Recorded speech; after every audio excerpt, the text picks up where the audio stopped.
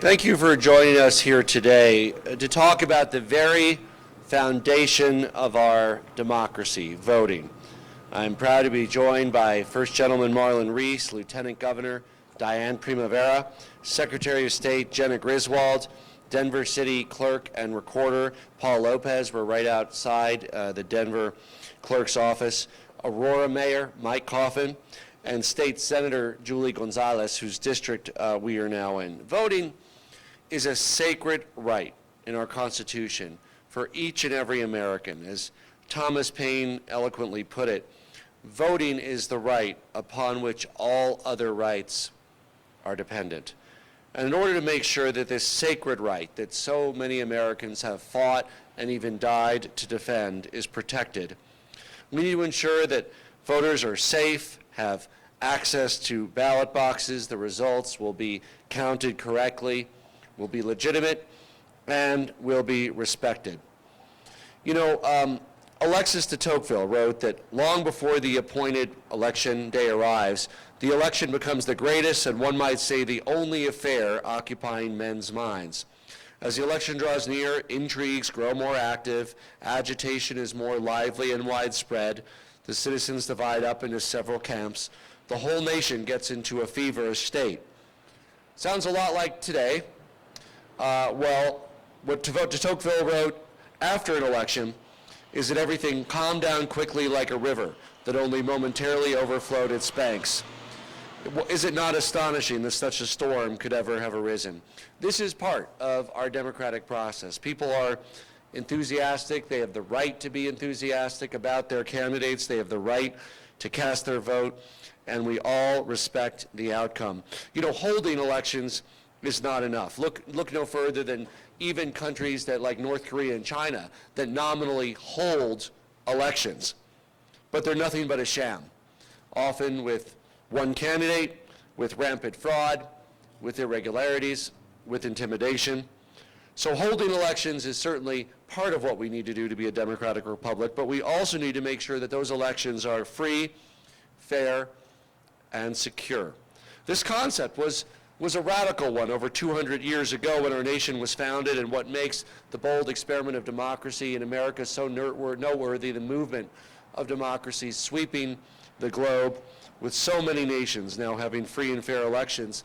And here in Colorado, we take this solemn responsibility seriously. Over the past decade, Colorado has been and is a national model for how to hold safe, secure, reliable, and efficient elections. Every voter in Colorado gets a ballot in the mail. Voters can either mail it in, and we encourage people to mail it in by October 26th to make sure that it is counted, or drop it off all the way through Election Day at an official drop box, over 350 drop boxes across the state that are secure.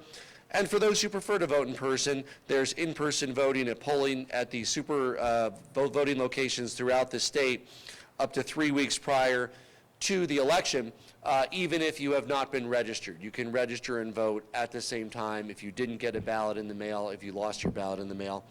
But for most folks, this election is like any other in Colorado. People are mailing in their ballots already. They're using drop boxes. There's an example of a drop box that we're standing beside right here outside the Denver Clerk's office.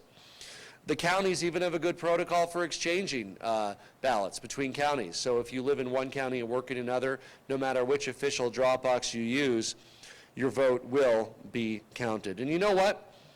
When you help people exercise their right to vote by making it convenient, it means that people have a voice, that more people vote. And that is a good thing, because our democratic republic functions better when people participate and have a stake in the outcome. It empowers people.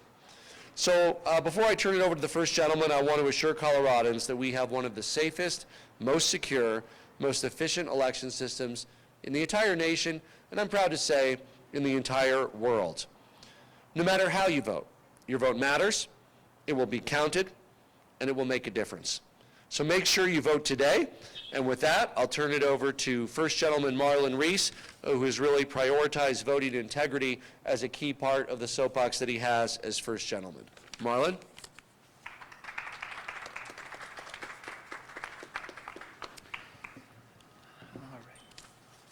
Thank you, Governor.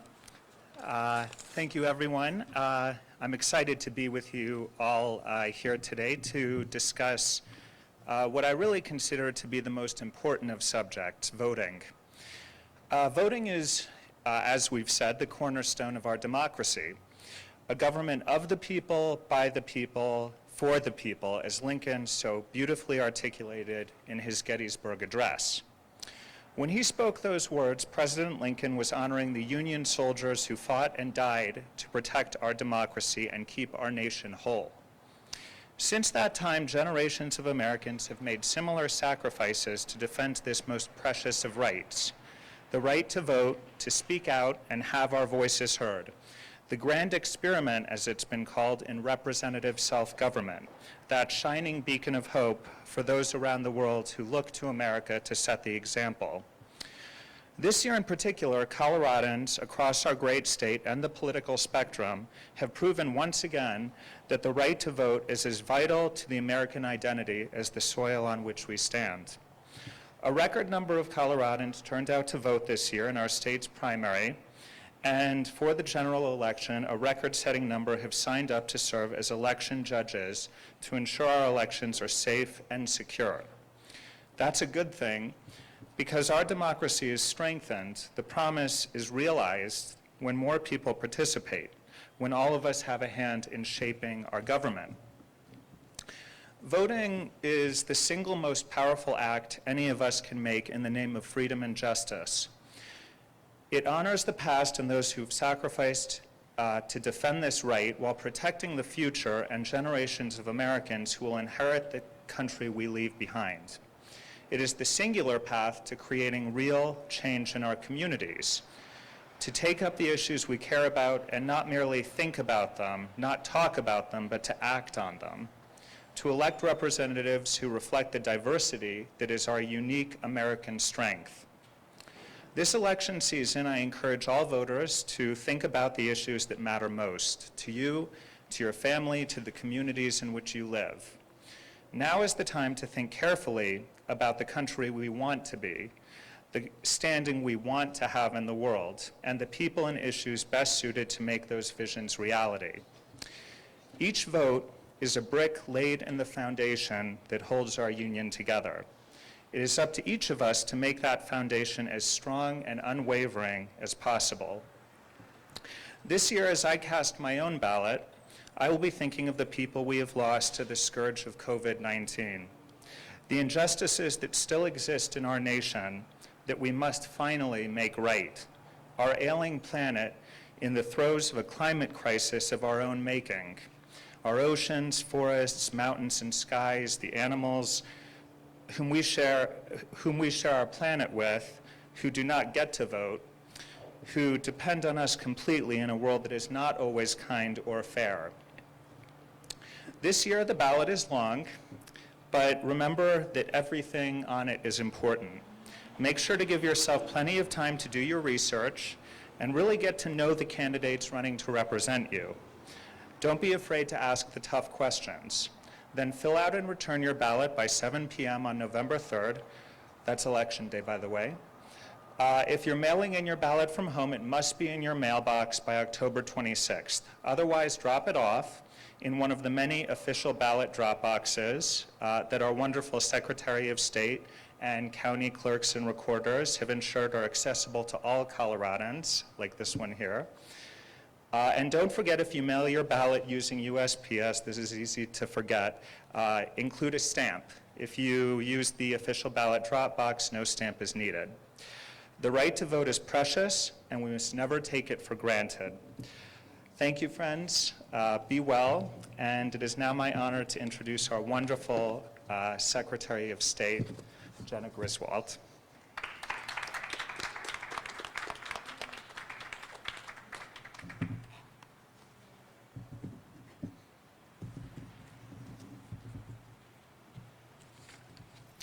Well, good morning, everybody. Fall is officially here. A little chilly today, so it's so nice to see everybody. I really want to thank the First Gentleman for all of his engagement. He has really taken the helm when it comes to voting access, and I really appreciate that. So To start off with, it goes, I guess it doesn't go without saying, we have to say it over and over, that Colorado leads the nation in voter access. The Colorado election model is very straightforward. You register to vote, then you are mailed a ballot, and you can return it to one of hundreds of drop boxes, by the mail, or a voter service and polling center. And you can also, of course, go vote in person, starting with early voting and all the way up to Election Day. Now, Coloradans tend to choose to vote with a mail ballot. In our June state primary, we set a record turnout, and 99.3% of all ballots cast were with a mail ballot. Mail ballots are used by all voters across party affiliation. The hallmark of our nation is the ideal that everyday people decide the future of our nation. Voting is the great equalizer. As we can see, 2 people voting here. Thank you. You know, it shouldn't matter whether you grew up like me up in the mountains of rural Colorado, whether you're from a big city, the amount of money in your bank account, or the color of your skin. Voting is how Americans make our voices heard, and with such a big election, I encourage all Coloradans to confirm their voter registration, make a plan to vote, and to vote as early as possible. And Coloradans are. Last Friday, county clerks started mailing ballots around the state. They will be mailed by this Friday, and we are already seeing a historical turnout. I know usually we start putting out results in terms of what ballots have come in on next Monday, the beginning of early voting, but we're going to start early this year. We'll be starting to put out those reports today. And I want to report that already 300,795 Coloradans have cast a ballot as of yesterday, and that includes 139,382 Democrats, 57,779 Republicans, and 100,801 unaffiliated voters who have cast the ballot. And to put that into perspective, at this point in 2016, or I should say, at this point right now, we have had 24 times more turnout than at this point in 2016. So we are seeing a lot of enthusiasm, and I think that's good news. Now, next Monday, early voting at voting centers and drop boxes will open in every county across the state. And we've worked very closely with the governor and his office to make sure that election workers at voting centers adhere to state health and safety guidelines, so that voting is in person is as safe as possible. This year, we have 383 drop boxes available across the state and 342 voting centers, which is an increase of over 50% of drop boxes and an extra 42 voting centers in the last 2 years. We've also rolled out major election innovations. This year, we've added the ability for every voter across the state to track their ballot with ballot tracks. We've also rolled out new technology to cure signature discrepancies, sent PPE to every county for all election workers, recruited over 7,000 election judges, offered $1 million in election judge hero pay, and I will be covering the cost of any county that wants to open voting centers the Sunday before Election Day. Colorado has one of the most accessible elections in the nation. We're also considered the safest state to cast a ballot. An emerging issue to our democracy is the role of disinformation. Election disinformation comes both from foreign adversaries and domestic actors. And my office is launching efforts to combat misinformation. A top strategy is the strategy to ignore the noise. Voters should really consider what they are seeing on social media posts and find election information from trusted sources, like county clerks or the Secretary of State's office. And our one-stop statewide spot for election information is govotecolorado.gov. Colorado is leading the way in accessible, safe, and secure elections during the pandemic, and I'm confident we will have a great election. And with that, I want to introduce and also thank Denver's fantastic county clerk, Paul Lopez.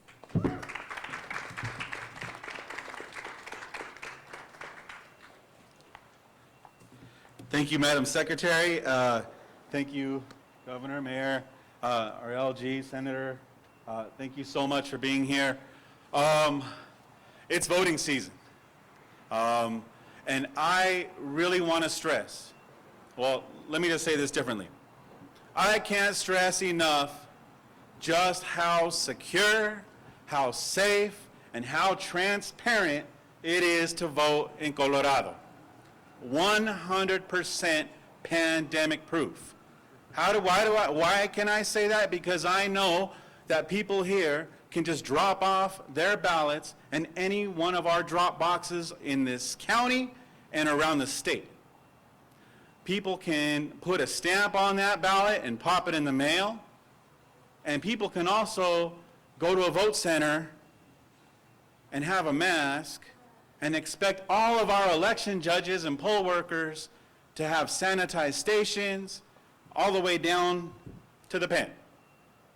So I want to say a little bit about the people who help these elections, who actually run these elections. Our election judges, our election staff. They work day and night to make sure that this democracy stands solid and continues on.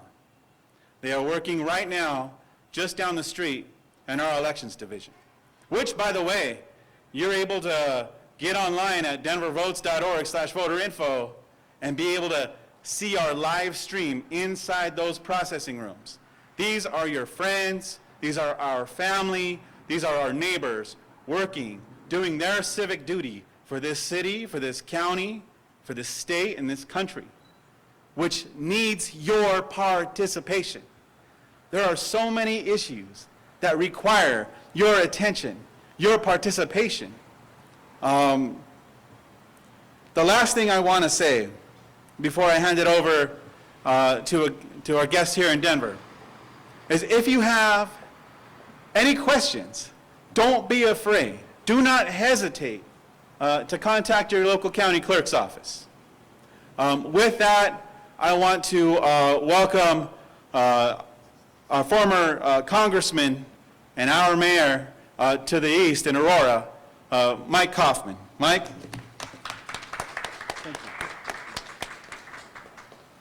Well, thank you so much. As I don't know if there are too many jobs I haven't done in Colorado, but as a former Republican Secretary of State, that oversaw a presidential election in 2008, I want to say that election was secure, was safe, and was transparent. And I also want to tell the people of Colorado that going into this 2020 election, that I have every confidence that this election is transparent, it's safe and secure, and that's under a Democrat Secretary of State. And that in the city of Aurora, one of the most diverse communities in the state of Colorado, the most diverse community in the state of Colorado, that we have large immigrant communities, Hispanic, African immigrant, Asian immigrant, and I have been reaching out to those communities to those newly minted American citizens to get them to make sure that they exercise their right in voting in this election. And so it's an honor for me now to introduce State Senator Julie Gonzalez, who represents Senate District 34, and I am a guest of Senate District 34 right now. It's this area right here. State Senator.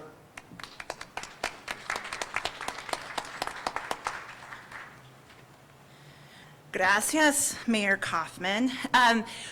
Good morning, everybody. My name is State Senator Julie Gonzalez. I'm proud to represent North, West, and downtown Denver.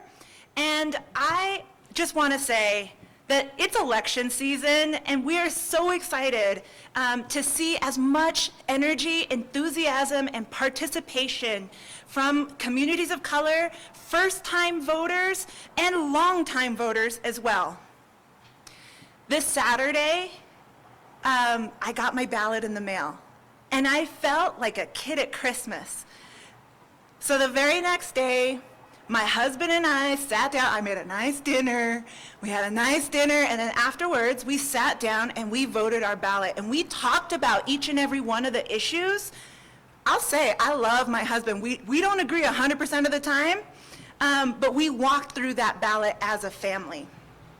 On Monday, my suegra, my mother-in-law, she called me and she said, Julia, I just got my ballot. How are we going to do this? I don't know what to do about the judges. And so we walked through, and I went online, and we walked through every single one of the judges, and she was able to cast her ballot. She took a ballot selfie, y'all. It's a big deal. Yesterday, my niece, who's going to vote for the first time in the presidential election, she got together with her cousins, and they walked through every single one of the ballot initiatives, right? These are young people coming together, young Latino first-time voters coming together to have the conversation. And today, we're gonna get together as a family and turn in our ballots, right? That's the enthusiasm, that's the excitement, and that's the energy that's coming into this election season. I couldn't be prouder of the safety, security, transparency, and integrity of our election system here in Colorado. And so now's the time, y'all. If you haven't gotten registered, this is the time to go to govotecolorado.org and register to vote. I've talked to friends who are like, ¿sabes qué? I guess I'll sign up this time. And so this is the time to get registered, get engaged, and make your voice be heard. Thanks to everybody here for all that you are doing to let people know how safe and easy it is. And we have until November 3rd, Tuesday, November the 3rd at 7 p.m. to make sure that your ballot is counted. Thanks, y'all. And as Senator Gonzalez said, if you are not yet registered, you can still register and get a ballot in the mail through what date, Secretary? The 26th. Through the 26th. And again, you can also vote in person. You can register and vote at the same time, early voting location once that starts on Election Day, to make it exercising your rights as a citizen convenient to you. With that, we're happy to open it for questions.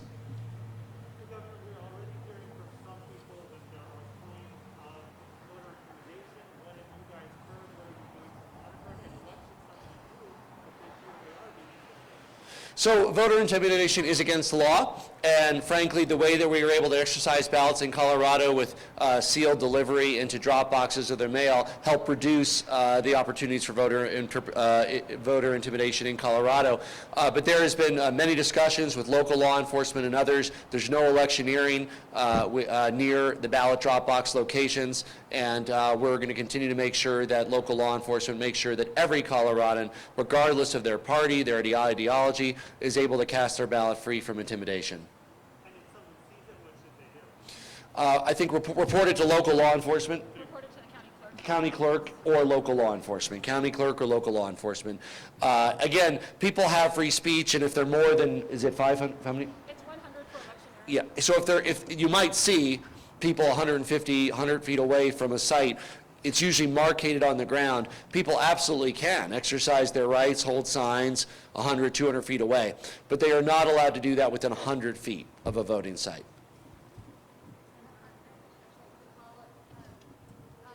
There have been a lot of posts on Nextdoor and Facebook, social media that there is voter intimidation, but I haven't been calling some clerks and Yeah. law enforcement. I haven't seen if they're actually doing the evidence stuff. Do you know if it's So I'll call upon our clerk and our secretary, but I want to say, I think that some people, when they see people 100 feet away doing the normal work with their signs, they might misinterpret that as intimidation. So again, there's things that are consistent with the law and against the law. I'll turn it over to Secretary Griswold. Thank you. And so to answer your question, when there is a report or any suspected voter intimidation, that should be immediately reported to the county clerk or my office, and we investigate everything. There has been several things on social media that has been investigated and turned out that there was not evidence. One of the things that we have in Colorado is 24-hour surveillance of drop boxes. So we can actually pull the footage, and Clerk Lopez did exactly that and did not see any evidence. With that said, voter intimidation is always illegal. Even if it's within 100 feet, 1,000 feet, it doesn't matter how far you are away from the polling location, it is always illegal. And we will act very quickly to make sure that voters have their voices heard. So far, everything is going really well. Thank you, and I appreciate that question. Misinformation can happen in a lot of different ways. So if there's anything that you see on your social media that gives you a pause and gives you a pause about the transparency or the conduction of an election, please visit your county clerk's office.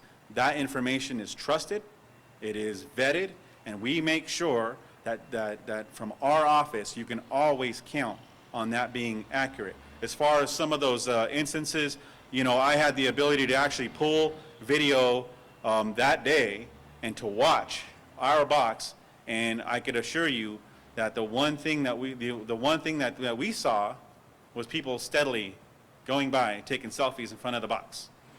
I could disclose who was taking selfies in front of the box, because I recognize them. But I'm not going to do that right now. No, it is, know that it is safe, that it's secure. At the same time, folks in Denver, we're asking you, if you see something, say something. Give us a call, 311, option 8, or call your local authorities. Voter intimidation or obstruction is illegal, and we will act quickly and swiftly to make sure that that doesn't happen, whether it be in the vicinity of one of our boxes, one of our vote centers, or even down the street over here. We haven't seen any confirmed cases of voter intimidation near our boxes. However, if you see it on the street, make sure you hit us up, 311, or dial that local authorities. We won't tolerate that. Jump in for a second. So in Larimer County, there was one report, there was some confusion over a municipal versus a state box, but right now everything is going really well. And again, if there is voter intimidation, we will act quickly, but Coloradans should be totally confident in the ability to cast a ballot. Most Coloradans will cast their ballot using a mail ballot. Most people will come to one of these drop boxes and cast it. But in-person voting looks like it should be going very well, and we'll just make sure that any way that a Coloradan wants to vote is safe, accessible, and secure. And Saja Hindi asked a similar question. I'm hoping to address some rumors about voter intimidation at the ballot box. Election officials say there's no proof, but people are saying it on social media, wondering if this is hypersensitivity or disinformation and what can be done. Let me just say that voter intimidation is un-Republican, undemocratic, and inconsistent with our values as Coloradans and Americans, and we will not stand for it in Colorado. Next question.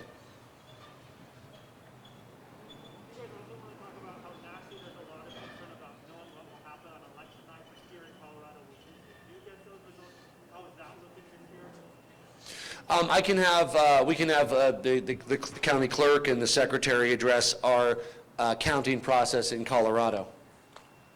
So I didn't quite hear the question. What, election night results?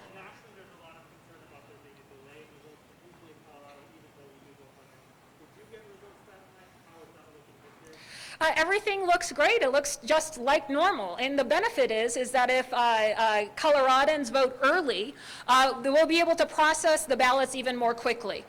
So one of the things over the last month since March is other states have really looked to us for leadership in expanding their election models. Of course, we expanded and urged folks to expand mail ballots, but we also urged folks to look at how we process ballots. And we start processing ballots here in Colorado 15 days before election. And that's what enabled us, even in our historic statewide turnout during the pandemic in our June primary, to report 89.5% of all results on election night. With that said, election night results are never official results. There are a lot of things that happen after the election, including military and overseas ballots coming in, which we know our former secretary, congressman, and mayor of Aurora served overseas, and that's very important to allow that access. We also allow signature discrepancies on the back of ballots to be cured for 8 days. Then we go into a whole host of things, including the risk-limiting audit. So election night results are never final results. We expect to be able to report a lot of those results on election day, but it probably will be less than the 89.5% we saw in the statewide primary because turnout is likely to be very much higher. And with that, Clerk Lopez, if you want to add anything about how that system works. Yeah. Like the Secretary said, one of the great things about our model in this state is that we're able to start processing now.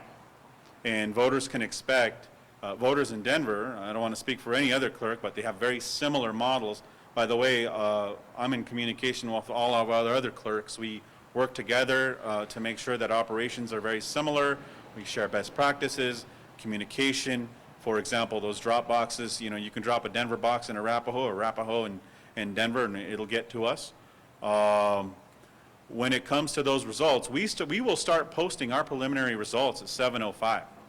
7:05, you can actually start seeing, 7 o'clock, you can actually see those results, and we will update through the night every 90 minutes. And like the secretary said, those results are unofficial results. We don't finalize results until nearly 2 weeks later when we certify the election. And that's after we've conducted a risk-limiting audit, which is something that we do statewide to make sure that our model continues to be accurate, which it has been. So, thank you. Thank you for the question. Go ahead. This might be for the Yeah. secretary and the county clerk, but there's been talk around the country about folks who are armed at polling places, and I know Denver has an open carry ban. Can you bring a gun into a polling place in Colorado?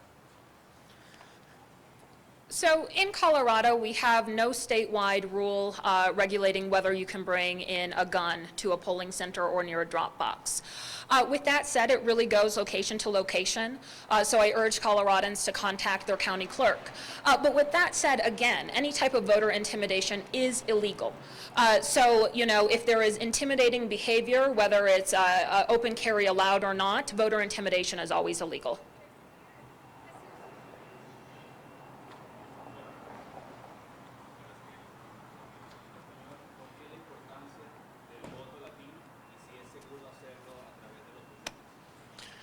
El voto latino es un parte muy importante de nuestra democracia aquí en Colorado y en los Estados Unidos.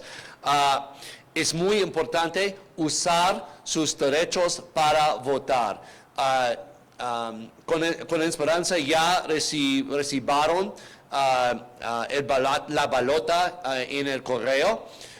Y necesita regresarlo por correo antes del 26 de octubre o en un cajón especial como esto desde el día de elección, el 3 de noviembre. Si no recibieron una boleta, pero son ciudadanos, puede registrar y votar en su county clerk edificio o un sitio de votar. You want to give it a shot there? Ahora soy el alcalde de la ciudad de Aurora, pero en el año 2008 fui el secretario de Estado de Colorado durante una elección presidencial. Todavía tengo confianza en el sistema de votación en nuestro estado. Yo quiero animar a todos a votar en esta elección. Es su derecho, es su obligación como ciudadano de nuestro país. All right, final question. Paul, you want to do it? Go ahead. Sure. We'll do one more question. Remember, I'm from the west side, so my Spanish is a little different too. Estoy muy agradecido que ustedes hicieron esa pregunta. Como los demás, el voto latino es importante. El voto latino es importante. Como todos, es una democracia, así que es importante que todos participen. Es seguro, es transparente, es muy fácil. Solo hay que llenar su boleta, firmarla y ponerlo en uno de nuestros buzones. Nosotros aquí en Denver tenemos 38 disponibles los 24 horas al día. Así que no hay que tener miedo de ir en persona porque nosotros tenemos una boleta de correo. Es muy fácil, pero si lo necesitas, puedes ir a denvervota.org o al sitio de la Secretaría del Estado, Jenna Griswold. Es súper importante, así que voten. All right. Final question. Good. Thank you, everybody. Let's get out and vote.